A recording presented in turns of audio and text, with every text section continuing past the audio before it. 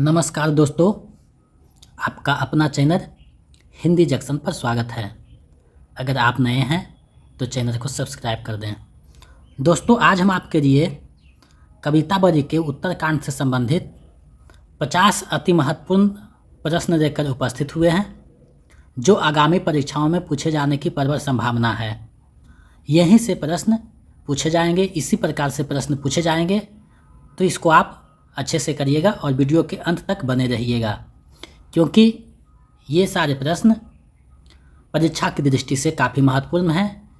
ये जो कवितावली है उत्तरकांड, ये पीजीटी और अन्य उपयोगी हिंदी से संबंधित प्रतियोगिता परीक्षा में समाहित किया गया है और यूजीसी नेट में भी इससे प्रश्न 1-2 बनते हैं। तो इसको हम लोग आज अच्छे से करेंगे ताकि किसी भी एग्ज़ाम में इससे संबंधित कोई भी प्रश्न नहीं छूट सके। तो चलिए आज के प्रश्नों की तरफ बढ़ते हैं। आज का पहला प्रश्न है, तुलसीदास किस काल के कवि हैं? तुलसीदास किस काल के कवि हैं? विकल्प ए है आदिकाल, बी है भक्तिकाल, सी है रीतिकाल, डी है आधुनिक काल। तो इसका सही आंसर विकल्प बी हो जाएगा। तुलसीदास जो हैं भक्तिकाल के कवि हैं। चलिए नेक्स्ट प्रश्न देखते हैं। दूसरा प्रश्न है, गोस्वामी तुलसीदास भक्ति काल के किस शाखा के कवि हैं? गोस्वामी तुलसीदास भक्ति काल के किस शाखा के कवि हैं? विकल्प ए है राम भक्ति, बी है कृष्ण भक्ति, सी है ज्ञान मार्गी, डी है प्रेम मार्गी। तो इसका सही आंसर विकल्प ए हो जाएगा। तुलसीदास जो हैं राम भक्ति शाखा के कवि हैं। चलिए नेक्स्ट प्रश्न देखते हैं। तुलसीदास का जन्म कब हुआ था? तुलसीदास का जन्म कब हुआ था? विकल्प ए है 1530 ईस्वी, बी है 1532 ईस्वी, सी है 1535 ईस्वी, डी है 1540 ईस्वी। तो इसका सही आंसर विकल्प बी हो जाएगा। 1582 ईस्वी में तुलसीदास का जन्म हुआ था। अगर संवत में पूछा जाए तो इसमें 57 जो है प्लस कर दीजिएगा तो संवत में आ जाएगा। चलिए नेक्स्ट प्रश्न देखते हैं। तुलसीदास के पिता का नाम क्या था? तुलसीदास के पिता का नाम क्या था? विकल्प ए है गोविंद राम, बी है नरहरिदास, सी है आत्माराम, डी है हरिव्यास। तो इसका सही आंसर विकल्प सी हो जाएगा। तुलसीदास के पिता का नाम आत्माराम था। चलिए नेक्स्ट प्रश्न देखते हैं। पांचवा प्रश्न है, तुलसीदास की प्रसिद्ध रचना कौन सी है? तुलसीदास की प्रसिद्ध रचना कौन सी है? विकल्प ए है विनय पत्रिका, बी है गीतावली, सी है हनुमान बाहुक, डी है रामचरितमानस। तो इसका सही आंसर विकल्प डी हो जाएगा। रामचरितमानस जो है तुलसीदास की बहुत प्रसिद्ध रचना है, जो अवधी भाषा में लिखा हुआ है। चलिए नेक्स्ट प्रश्न देखते हैं। कवितावली के रचनाकार कौन हैं? कवितावली के रचनाकार कौन हैं? विकल्प ए है कबीरदास, बी है सूरदास, सी है तुलसीदास, डी है नंददास। तो इसका सही आंसर विकल्प सी हो जाएगा। कवितावली के रचनाकार तुलसीदास हैं। चलिए नेक्स्ट प्रश्न देखते हैं। कवितावली में कुल कितने कांड हैं? कवितावली में कुल कितने कांड हैं? विकल्प ए है 6, बी है 8, सी है 9, डी है 7। तो इसका सही आंसर विकल्प डी हो जाएगा। कवितावली में 7 कांड हैं। जिस तरीका से रामचरितमानस में है वैसा ही कवितावली में भी 7 कांड हैं। चलिए नेक्स्ट प्रश्न देखते हैं। कवितावली का प्रथम कांड कौन है? कवितावली का प्रथम कांड कौन है? विकल्प ए है बारकांड, बी है अयोध्या कांड, सी है लंका कांड, डी है सुंदरकांड। तो इसका सही आंसर विकल्प ए हो जाएगा। कवितावली का प्रथम कांड जो है बारकांड है। चलिए नेक्स्ट प्रश्न देखते हैं। हुदसी तुलसीदास की कौन थी? हुदसी जो है तुलसीदास की कौन थी? विकल्प ए है माता, बी है पत्नी, सी है बहू, डी है पुत्री। तो इसका सही आंसर विकल्प ए हो जाएगा। हुदसी जो है तुलसीदास के माता का नाम है।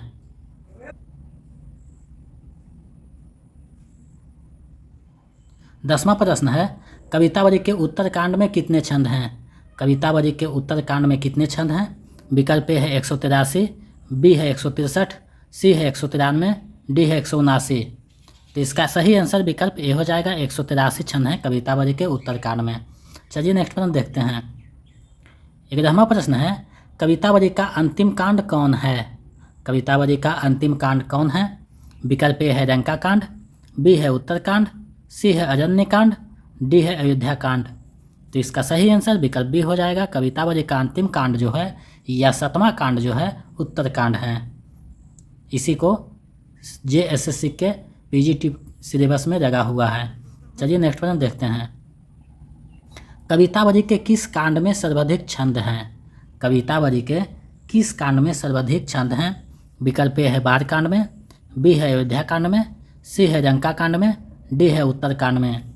तो इसका सही आंसर विकल्प डी हो जाएगा। उत्तरकांड में सर्वाधिक छंद हैं 183। चलिए नेक्स्ट प्रश्न देखते हैं। कवितावली में कुल कितने छंद हैं? कवितावली में कुल कितने छंद हैं? विकल्प ए है 300, बी है 310, सी है 325, डी है 350। तो इसका सही आंसर विकल्प सी हो जाएगा। कवितावली में कुल 325 छंद हैं। चलिए नेक्स्ट प्रश्न देखते हैं। राम की कृपालुता प्रसंग कवितावली के किस कांड में है? राम की कृपालुता प्रसंग कवितावली के किस कांड में है? विकल्प ए है बार कांड में, बी है उत्तरकांड में, सी है सुंदरकांड में, डी है अरण्य कांड में। तो इसका जो सही आंसर है विकल्प बी हो जाएगा। उत्तरकांड में राम की कृपालुता प्रसंग आया है। चलिए नेक्स्ट प्रश्न देखते हैं। कवितावली का दूसरा कांड कौन है? कवितावली का दूसरा कांड कौन है? विकल्प ए है लंका कांड, बी है बार कांड, सी है सुंदरकांड, डी है अयोध्या कांड। तो इसका सही आंसर विकल्प डी हो जाएगा। अयोध्या कांड जो है कवितावली का दूसरा कांड है। 16वां प्रश्न है कवितावली की रचना किस भाषा में की गई है?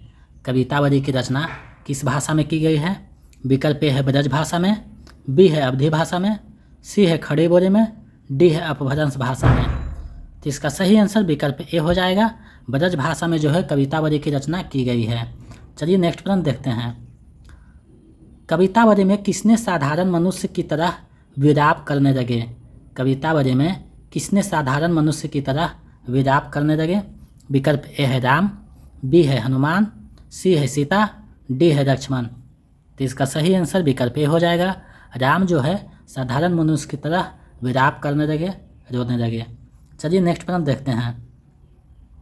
18वां प्रश्न है तुलसीदास को कलिकार का वाल्मीकि किसने कहा है? तुलसीदास को कलिकार का वाल्मीकि किसने कहा है? विकल्प ए है हजारी प्रसाद द्विवेदी, बी है नाभादास, सी है श्याम सुंदर दास, डी है सूरदास। तो इसका सही आंसर विकल्प बी हो जाएगा। नाभादास जो है तुलसीदास को कलिकार का वाल्मीकि कहा है। चलिए नेक्स्ट प्रश्न देखते हैं। बुद्ध के बाद भारत का सबसे बड़ा लोकनायक तुलसीदास हुए, किसका कथन है? बुद्ध के बाद भारत का सबसे बड़ा लोकनायक तुलसीदास हुए, किसका कथन है? विकल्प ए है रामविलास शर्मा का, बी है जॉर्ज ग्रियर्सन का, सी है रामचंद्र शुक्ल का, डी है नाभादास का। तो इसका सही आंसर विकल्प बी हो जाएगा। जॉर्ज ग्रियर्सन का कथन है। चलिए नेक्स्ट प्रश्न देखते हैं। लोकमंगल की साधना का कवि किसे कहा जाता है? लोकमंगल की साधना का कवि किसे कहा जाता है?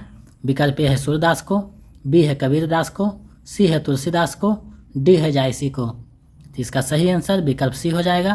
तुलसीदास को जो है लोकमंगल की साधना का कवि कहा है, क्योंकि इन्होंने अपनी रचनाओं में हमेशा लोकमंगल का बात किया है, समन्वय का बात किया है।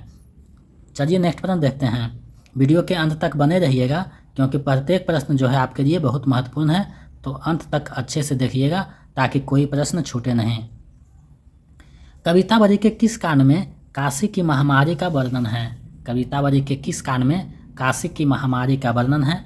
विकल्प ए है अयोध्या कांड में, बी है बाल कांड में, सी है किष्किंधा कांड में, डी है उत्तरकांड में। तो इसका सही आंसर विकल्प डी हो जाएगा। कवितावली के उत्तरकांड में काशी की महामारी का वर्णन है। चलिए नेक्स्ट प्रश्न देखते हैं। कवितावली में सर्वाधिक किस छंद का प्रयोग किया गया है? कवितावली में सर्वाधिक किस छंद का प्रयोग किया गया है? विकल्प ए है कवित छंद का, बी है छपय छंद का, सी है दोनों, डी है इनमें से कोई नहीं। तो इसका सही आंसर विकल्प सी हो जाएगा। कवितावली में कवित छंद और छपय छंद दोनों का बहुतायत मात्रा में प्रयोग किया गया है। चलिए नेक्स्ट प्रश्न देखते हैं। किस ग्रंथ में तुलसीदास ने राम के ऐश्वर्य को प्रधान स्थान दिया है? किस ग्रंथ में तुलसीदास ने राम के ऐश्वर्य को प्रधान स्थान दिया है? विकल्प ए है गीतावली में, बी है विनय पत्रिका में, सी है कवितावली में, डी है रामचरितमानस में। तो इसका सही आंसर विकल्प सी हो जाएगा।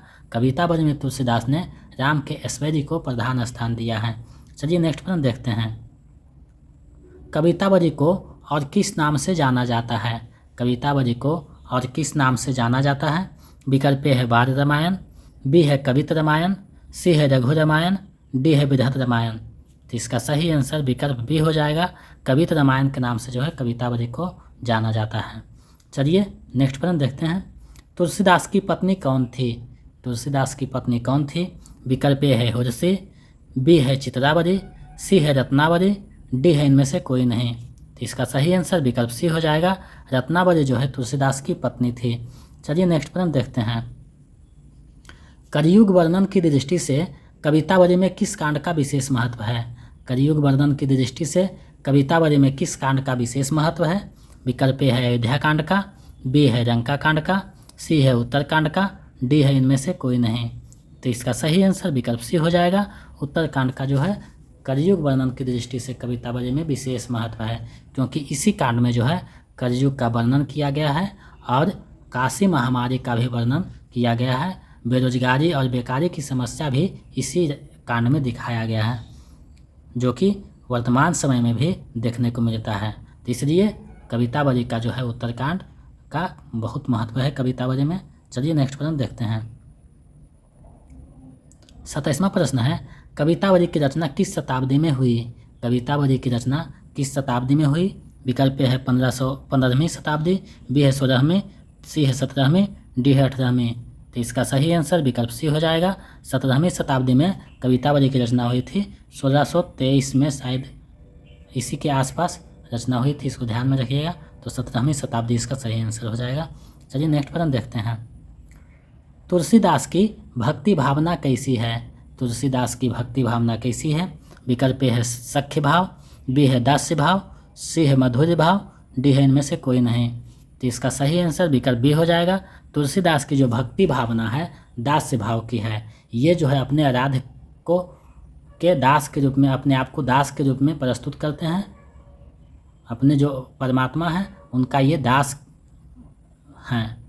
चलिए नेक्स्ट प्रश्न देखते हैं। तो दास भाव इसका सही हो जाएगा। कवितावली के अनुसार समाज में चारों ओर किसका बोलबाला है? कवितावली के अनुसार समाज में चारों ओर किसका बोलबाला है? विकल्प है गरीबी का, बी है बेकारी का, सी है दोनों, डी है कोई नहीं। तो इसका सही आंसर विकल्प सी हो जाएगा। कवितावली के अनुसार समाज में चारों ओर गरीबी और बेकारी का बोलबाला है। चलिए नेक्स्ट प्रश्न देखते हैं। भारतवर्ष का लोकनायक वही हो सकता है जो समन्वय करने का अपार धैर्य लेकर आया हो। किसका कथन है? भारतवर्ष का लोकनायक वही हो सकता है जो समन्वय करने का अपार धैर्य लेकर आया हो। ये किसका कथन है? विकल्प है रामचंद्र शुक्ल का, बी है हजारी प्रसाद द्विवेदी का, सी है रामविलास शर्मा का, डी है गणपति चंद्र गुप्त का। तो इसका जो सही आंसर है विकल्प बी हो जाएगा। ये हजारी प्रसाद द्विवेदी का कथन है। चलिए नेक्स्ट प्रश्न देखते हैं। तुलसीदास के गुरु कौन थे? तुलसीदास के गुरु कौन थे? विकल्प ए है रामानंद, बी है वल्लभाचार्य, सी है आत्माराम, डी है नरहरिदास।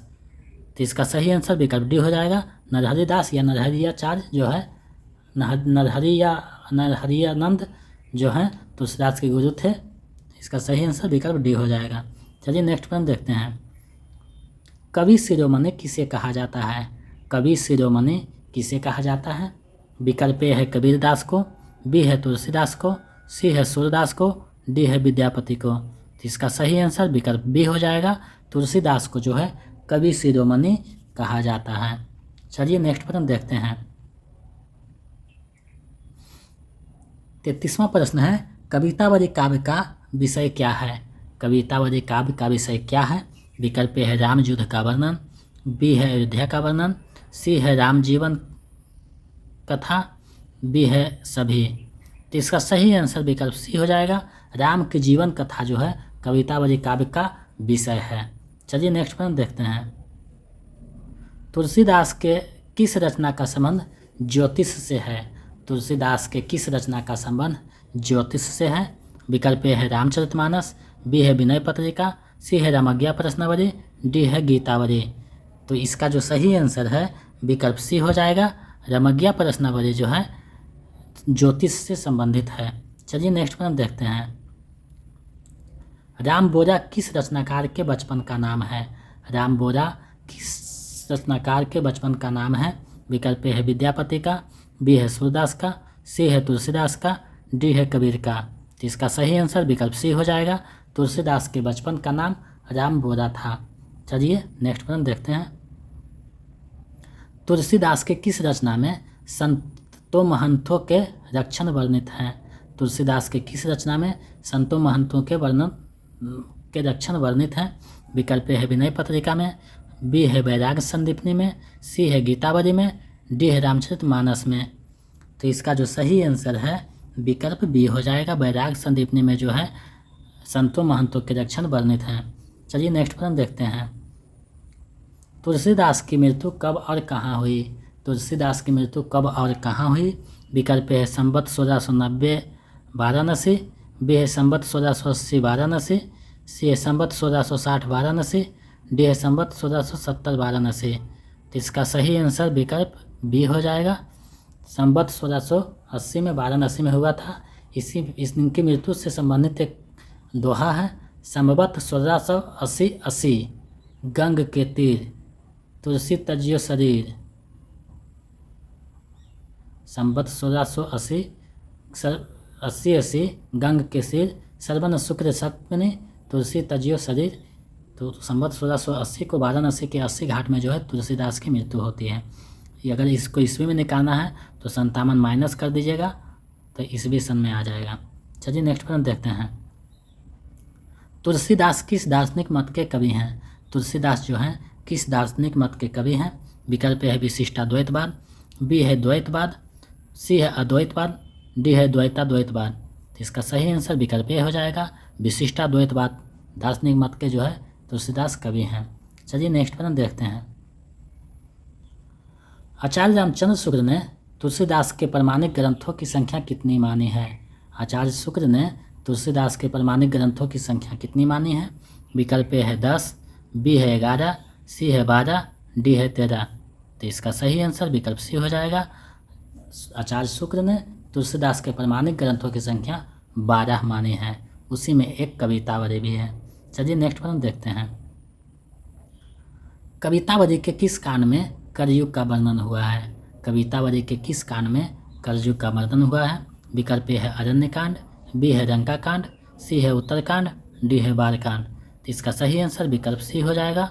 उत्तरकांड में जो है कलयुग का वर्णन हुआ है। चलिए नेक्स्ट प्रश्न देखते हैं। किस आलोचक ने रामचरितमानस को भारत का वायुवीर कहा है? किस आलोचक ने रामचरितमानस को भारत का वायुवीर कहा है? विकल्प है रामविलास शर्मा, बी है आचार्य प्रसाद द्विवेदी, सी है रामचंद्र शुक्ल, डी है गणपति चंद्र गुप्त।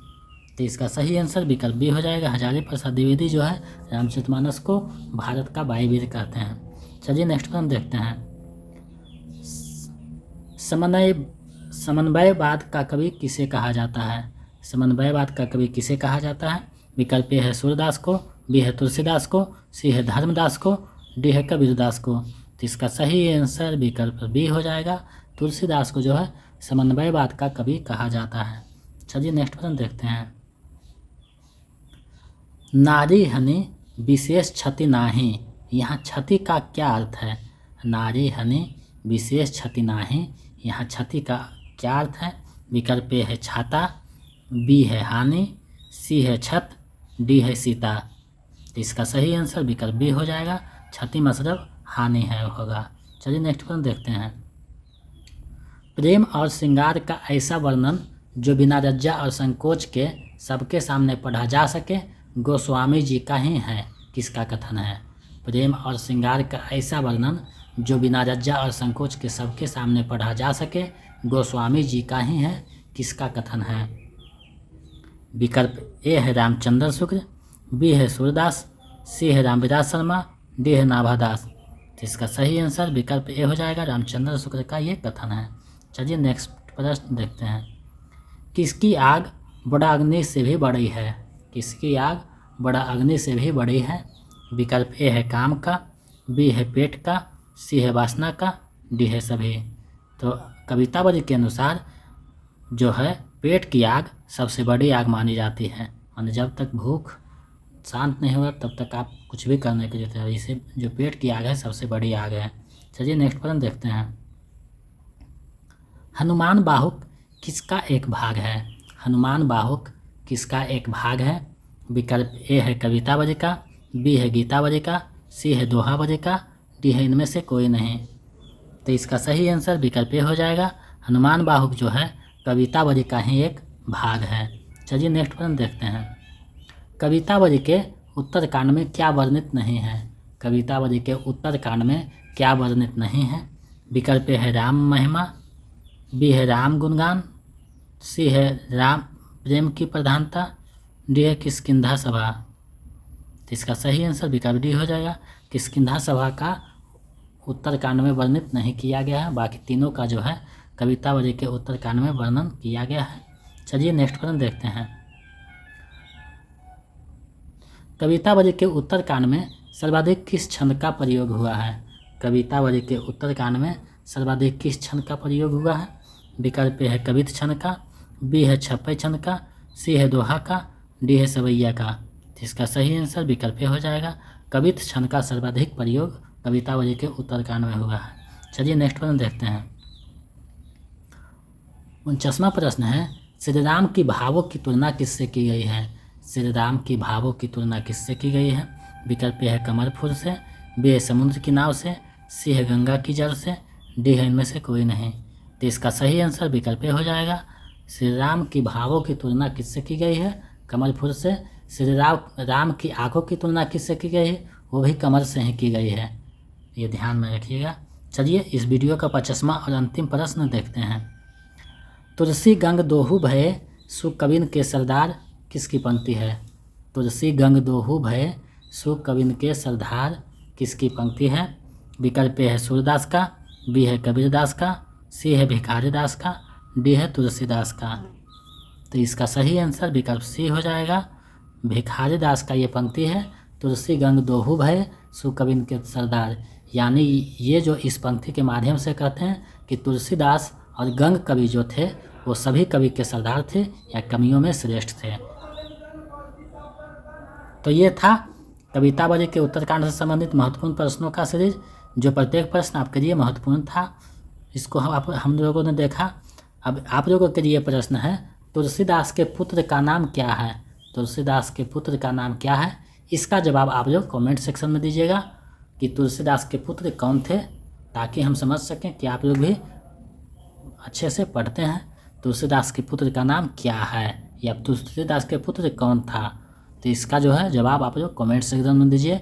और अगर हमारे पिछले वीडियो देखना चाहते हैं तो चैनल के पेज पे जाकर देख सकते हैं या डिस्क्रिप्शन में लिंक दिया हुआ वहाँ से भी देख सकते हैं और अपनी तैयारी को गति दे सकते हैं। और कृपया अगर आप नए हैं तो चैनल को सब्सक्राइब कर दें, ताकि मैं इसी प्रकार आपके समक्ष महत्वपूर्ण प्रश्नों को लेकर उपस्थित होता रहूं और आपकी तैयारी में जो है एक प्रगति या गति प्रदान कर सकूं। ऐसे ही सहयोग बनाए रखें। बहुत बहुत धन्यवाद।